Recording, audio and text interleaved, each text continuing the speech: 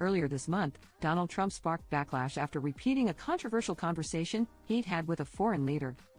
One of the presidents of a big country stood up, said, "Well, sir, if we don't pay and we're attacked by Russia, will you protect us?"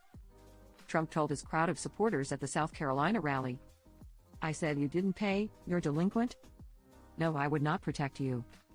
In fact, I would encourage them to do whatever they want. You got to pay. You got to pay your bills."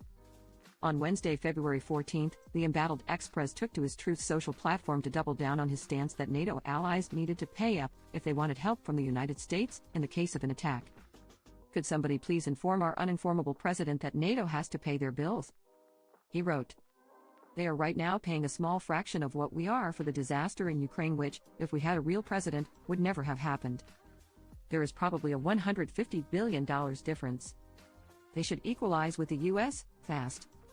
He added, "The European nations, when combined, have approximately the same size economy as we do. They have the money."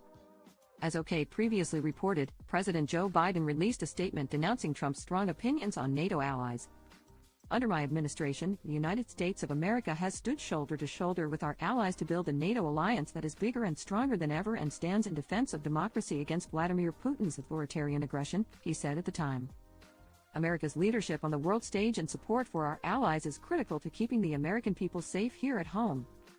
If my opponent, Donald Trump, is able to regain power, he is making it clear as day that he will abandon our NATO allies if Russia attacks and allow Russia to do whatever they want with them," Biden continued. "Serving as commander-in-chief is the ultimate responsibility and one that should weigh heavily on the individuals that hold this office," the 81-year-old POTUS continued. Donald Trump's admission that he intends to give Putin a green light for more war and violence, to continue his brutal assault against a free Ukraine, and to expand his aggression to the people of Poland and the Baltic States are appalling and dangerous.